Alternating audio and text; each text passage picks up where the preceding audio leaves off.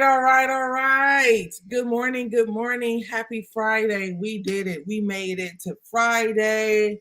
Welcome to the Madam Prezident Morning Show. Before I do anything further, let me play my theme music.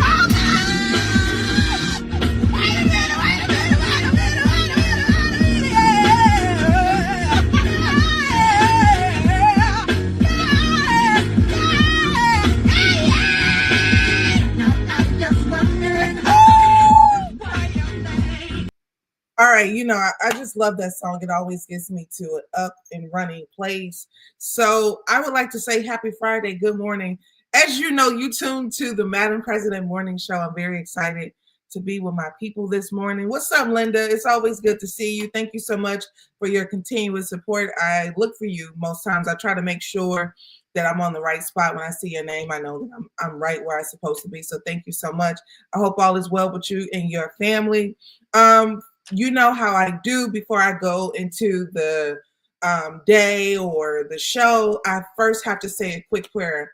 So first, Heavenly Father, thank you so much for waking us up this morning. Thank you for allowing us to see this day. We thank you for your continuous grace, your continuous mercy. We thank you for your love.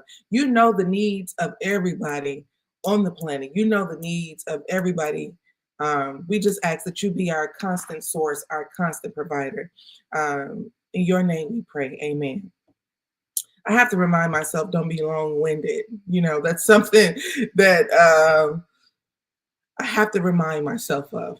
All right, it is Friday, okay? Let me just say how I will always tell you all, Friday is one of my favorite days of the week. I was born on a Friday. So I never knew why I just always had this excitement around Fridays. I genuinely enjoy Fridays. And then one day I looked up and I was like, oh, I was born on a Friday. Whoop, whoop. All right, so I got a couple things that you already know when you do a daily show, you have a lot of things that are repetitive, a lot of consistencies. For example, you have constant news on Trump. You have constant news on political affairs. And I kind of want to get a really good segment going on what's happening with this current administration. I'm not going to do it today because it's Friday and I don't want to. But I will say that I'm looking at a lot of things that are constantly happening with this current administration, and it's pretty horrid. It's not even like accidental. It's horrid. Like you have a person that's over the private sector like Elon Musk that has access to people's personal information. I just kind of find that a problem. We don't want Elon Musk, managing people's Social Security. Not to mention, it's a horrible situation because what happens when it comes to billionaires and what they are allowed to do is they can do whatever they want to do. And then once they do it, it's just, oh, we're sorry. No, ain't no we sorry behind this. So no, I don't think that, a person of that magnitude having access to everyday's people information. And then I saw a clip where he was saying something along the lines of, we're going to do something with that money instead of having, wait. Well, ain't nobody asked you to stock market, play games, and play with the American people's money. That is not your position, sir. And this is why, it's very important to have proper leadership. And it's not about, what you think. Proper leadership is the kind of people that can stand up to extremely powerful people. If you got a lot of weak leaders, if you have a lot of selfish, manipulative, self-absorbed kind of political figures, then you're always going to find yourself in a world of challenge because people are going to choose themselves every chance they get when they should be choosing you and your family. But I will say it's not easy. I won't pretend as if being on political teams is an easy thing. And the reason I will say that is because guess what? Somebody family gonna have to pay. Somebody, is going to get the shorter end of the stick typically. And what I realize about the American people, and I have said this story a million times, is that the American people, we're very entitled. We have a deep entitlement to our things. We have a deep entitlement to our home, we don't want to share. So that's one of the things that I will say is that the American people don't want to share. Frequently, it's like, oh, he a billionaire. He doesn't need to be a billionaire. He does not, because if he's a billionaire and all of his staff is struggling, then that's a problem. We can figure out how to fix a lot of our economic disparities if we decide that we're going to share a little bit. I am nowhere near, rich, but I will say that I've had opportunities where I have an assistant or two assistants, and I've had personal opportunities where I was awarded a certain amount of money for a job, and I decided to decrease the amount that I was awarded for the job because I wanted my assistant to have more money. I'm not saying that people have to be like me. No, in no capacity am I saying that. But I think that you start to see that you have to give some of your own cushion up in order for someone else to have. And that's the problem in this country. People don't want to do that. So all that to say, I see one of my sisters in here. She said, Puff needs to rot in prison. So here's what I will say. So every morning I'm getting the show together, and I saw recently Kanye West went on a tangent as usual about P. Diddy. Kanye West says, free Puff. And in fact, you know how I do. I don't want you to take it from me. I want to share my screen with you. Those of you on Instagram, you should come over to YouTube. This is how you get the opportunity to see some of the things that I'm sharing on screen. So in the recent Kanye West fashion, Kanye West calls Diddy his idol in latest tweet frenzy. So first of all, I remember doing this little skit about a year or so ago. This is when Kanye West was just kind of like, he was wearing Twitter out. You hear me? I said Kanye West's phone has got to be on the sick and shut in, okay? His phone just out there just exhausted, like, give me a break. But in the recent tweet, Kanye West says, they trying to prove a point, and y'all know that. Y'all effing know that. And sitting laughing at the effing internet on Instagram, this man gave his life to us. This my idol. This my hero. This is so Kanye West. He said, what y'all gonna do? Cancel my sneaker deal, cancel my record deal, freeze my accounts. F all y'all N words. Slavery is a choice. I'm speaking my mind now. I ain't editing ever again. All you people come at me. That's how we spot the coons. Oh my God, I do not like the word coon, but he says, let these white folks, white people and Jewish people tell you what to do and say. F Diageo and F all y'all N words in advance. So Kanye West said F Diageo, which is the same brand that Diddy kind of had his legal situation with, which they sit quietly. This is the problem about when you're the face of the liquor company. So when you're the face of something and then everybody else get a chance to sit and not be the face of that thing, fame is interesting because when you're famous, for example, Diageo, these are millionaires, billionaire people just like Diddy, but you don't know who they are. You don't know who they are. You don't know their names because they're not famous. They make the liquor. They sit around and ensure that, Diddy gets $100 million to sell you Ciroc. But meanwhile, you don't know who they are. You don't know what they do, but you know Diddy. So anyways, Kanye West continues to go on and say, Sean John collab available at Yeezy.com. Me and Puff splitting the 50-50 like we discussed before. They locked him up.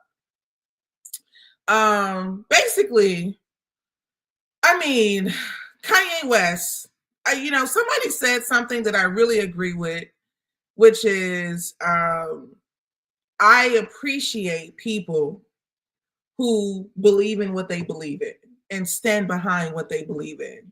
I think some of the challenge in our community is we're very lukewarm. We're too on the fence about some things. We're straddling. We don't have a definitive, a concrete decision on things, which is why we have a lot of out of control madness that happens in our community so frequently. Is because we don't have a code of conduct. We don't have a way that things should be done. You know, we have this society of do what you want to do. Do what you want to do. It's okay. Do whatever you want to do. But it's not okay. Because look, what doing what you want to do get you. You're sitting in jail. They collected 2 million bottles of baby oil. And you know, but we come in the world of do what you want. So here's what I will say about this situation. And I've said this previously. The media is doing its job. They have put a coffin on Diddy. I mean you, all of us, we have never been to a Diddy party. Never. That means that we do not have any proof of what has been stated about this man. But we believe in what we believe in because the media has done an exceptional job with making sure that he is what they said he is. Now listen to this, and I have never changed my stance on this. This man was a hero 3 months before. They was giving him all kinds of awards. Oh, did he get the Icon Award? Did he get this award? And then 3 months later, it's you got the feds at your door. You accused of trafficking. If this was this man's character, which I don't know what his character is. Some people say he's a piece of shit. And we have some historical context of basically him, you know, not giving people fair deals in his industry, which will further promote the idea that he is possibly immoral. But I don't think this is a situation of morality. I personally think that when you have instances where you're fighting your enemy, you have to understand, am I willing to die for this or am I not? Diddy is in a war with men that we know nothing about, because who he is today was who he was yesterday. But who he was yesterday was okay for them, and who they do not, whatever is happening, you know, they do not want him to continue. But the power of these people, the man went from standing to going into a prison, and there were other people in the exact predicament, powerful men that were accused of sexual assault, sexual misconduct, as well as drugging, all types of infrastructure of wrongdoing. But those men are walking around, but not him. This man said, I will give you my entire family's passport. My 2-year-old daughter, you can have her passport. I do not have any intentions on running. They said no.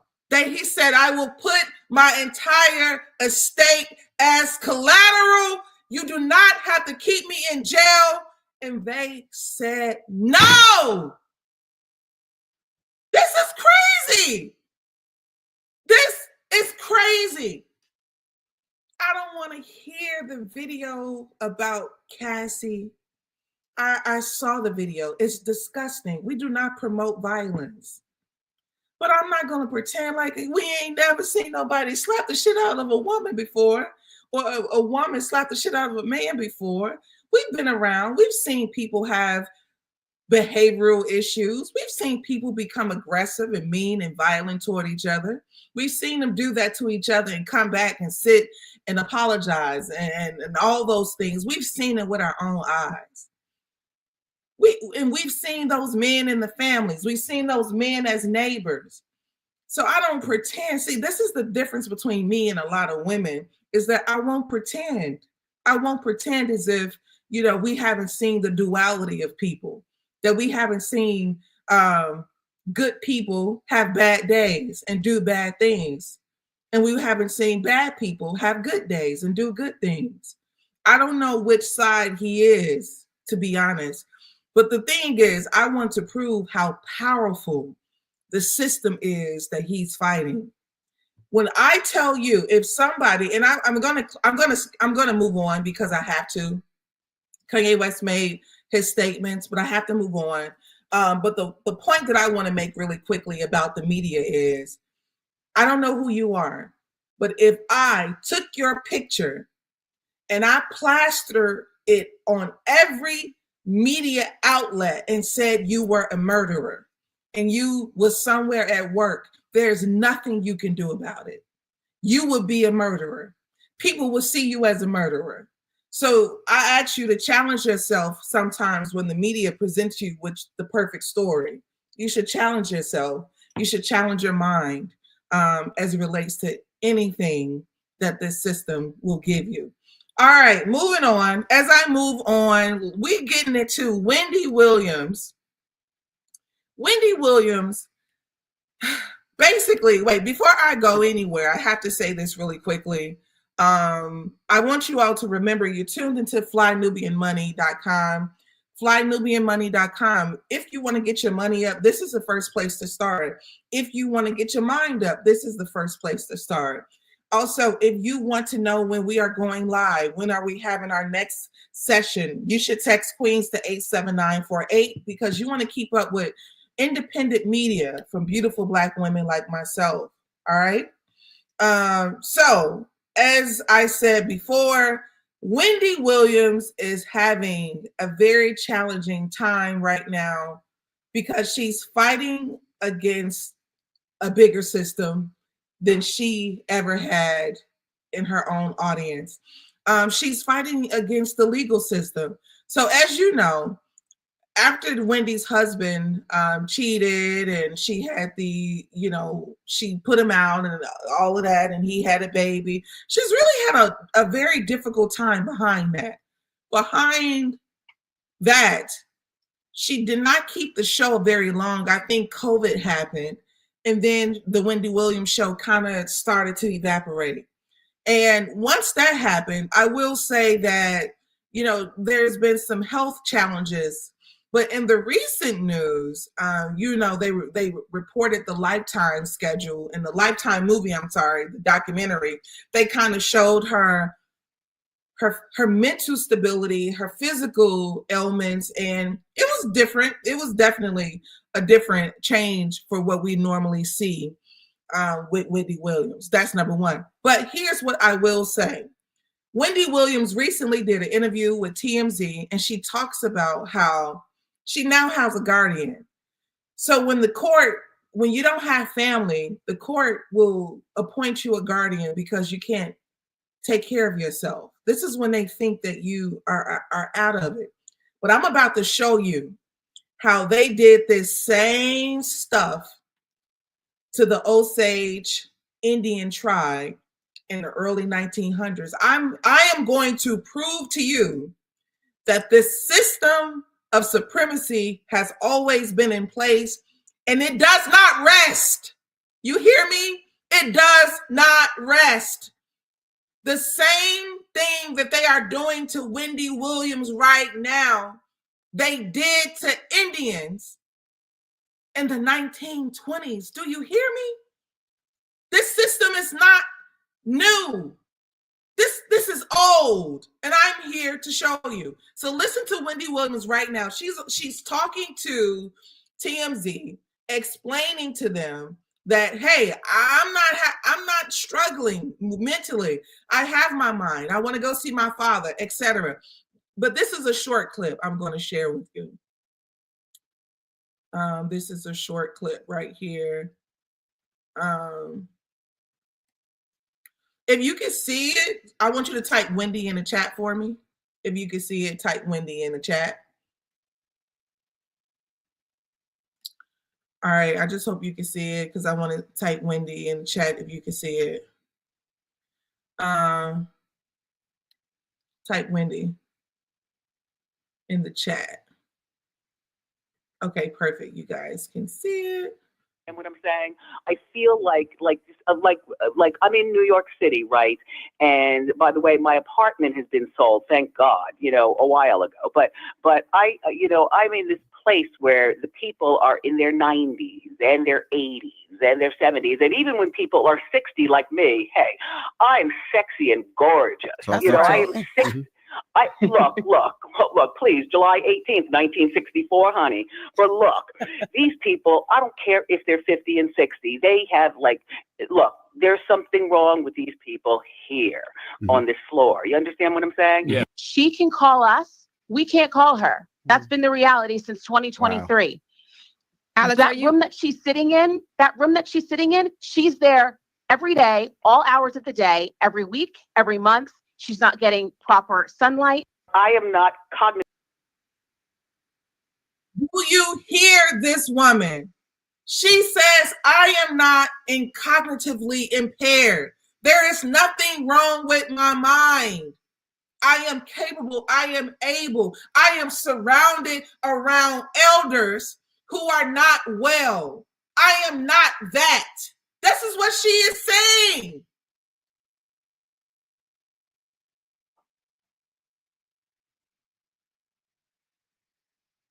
I'm telling you, this is what she is saying.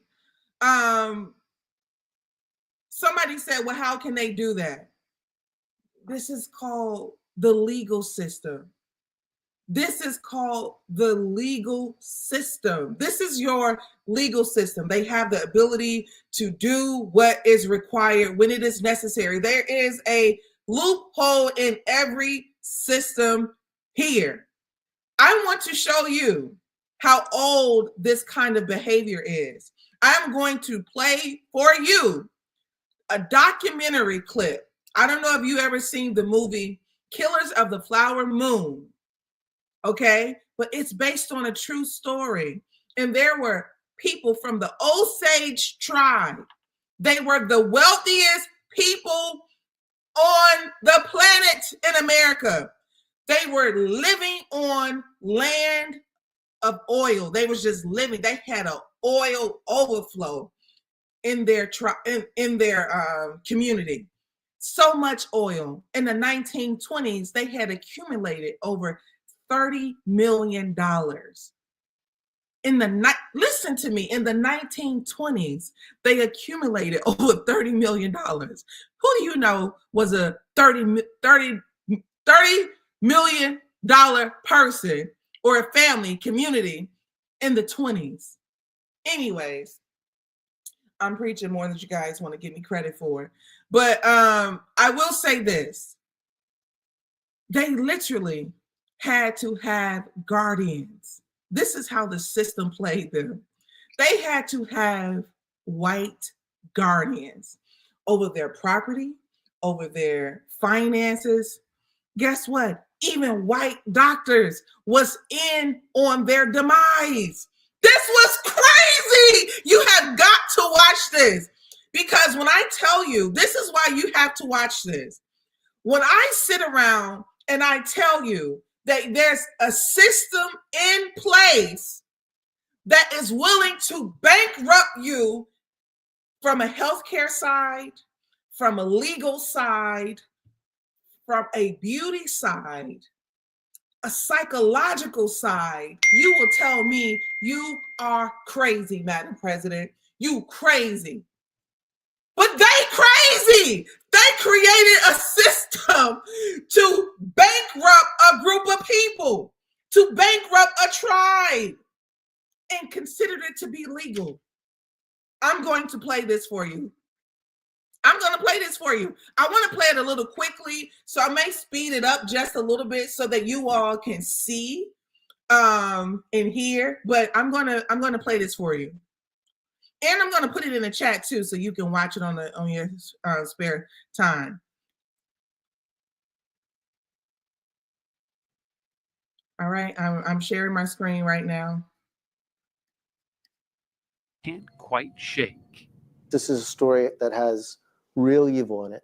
Evil like I've never covered or ever experienced. Really? Was that dark? Yeah, yes. The villain in this story, or one of the villains, and the people complicit are as evil as anybody I've ever encountered. His quest. Really quickly.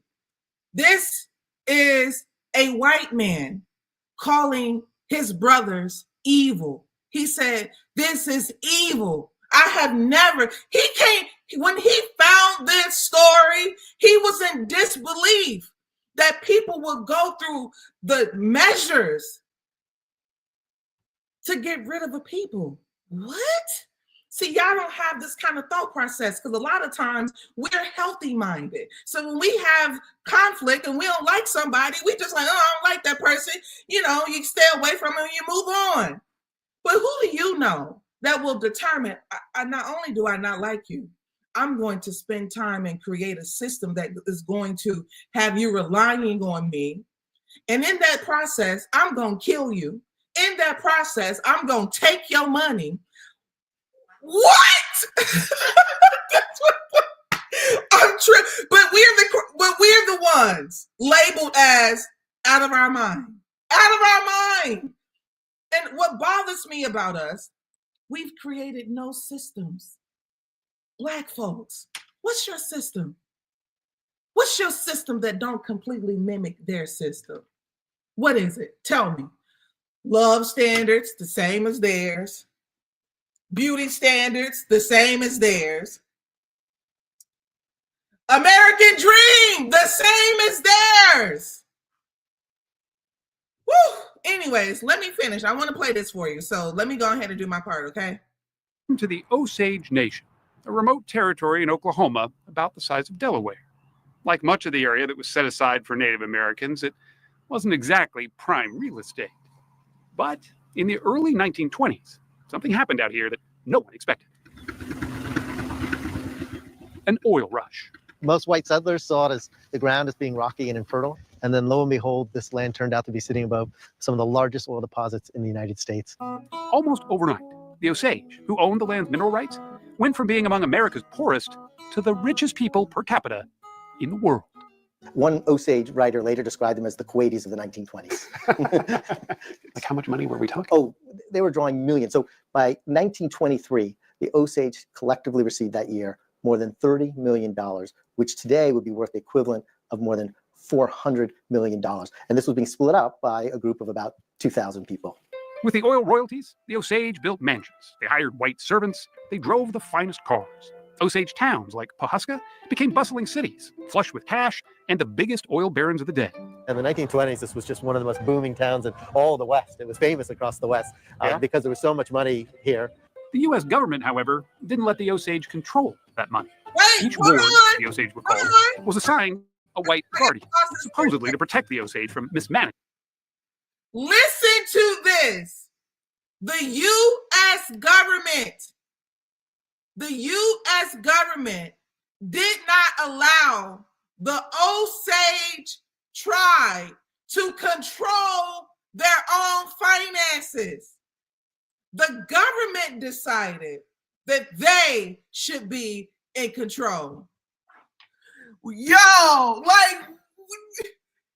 but I'm the problem. On the internet, I'm the problem. What? I am in just disbelief. I'm just happy that there's a white man here to co-sign my intelligence because I know that's what you all need. But he's telling you that the government decided that they did not have the intellectual ability to control their own money. Okay, Chanel, calm down. You're being extra. Sorry. All right, I'm putting this right here, y'all. Just want to finish this. Their newfound wealth, but the law actually just invited abuse. So there were kickbacks, there was skimming, and in many cases it was just outright stealing where they would just abscond with millions of dollars from these Osage. And the Osage never saw this money again. But the worst of the worst conspired to do far more than steal, as Graham found out when he uncovered a dusty ledger in the archives. And I opened up the book, and it had the name of again, of the Guardian, and then underneath it had the names of the wards. Next to many of the names of the wards, it simply said the word dead. And then you go down to another Osage ward, and next to the name it said dead, dead. Skip a few more. Dead, dead, dead. One by one, the Osage were being murdered between 1920. Wait, listen to what he said. He said, one by one, the Osage family members became dead, dead, dead, flatline, no more, one by one.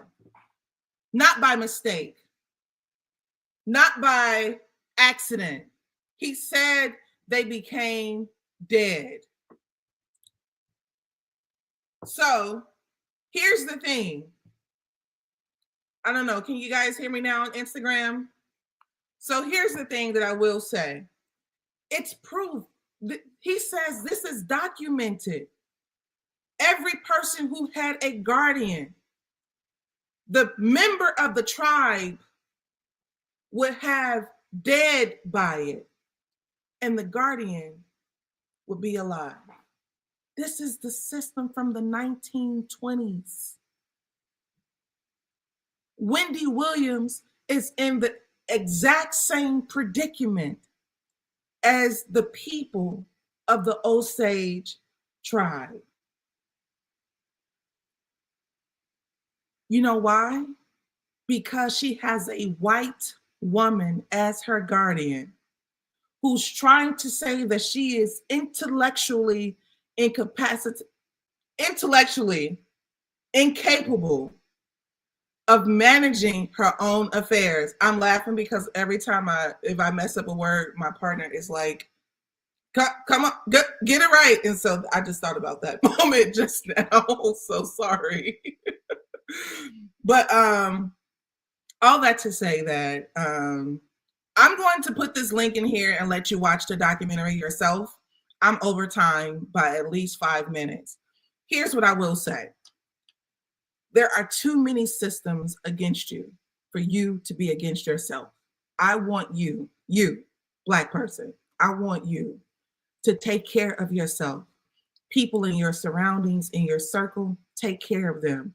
If you cannot take care of yourself, if you cannot take care of them and be a light to them, then we got to leave each other alone.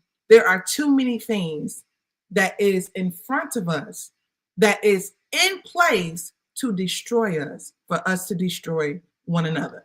As you know, you're tuned to the Madam Prezident Morning Show.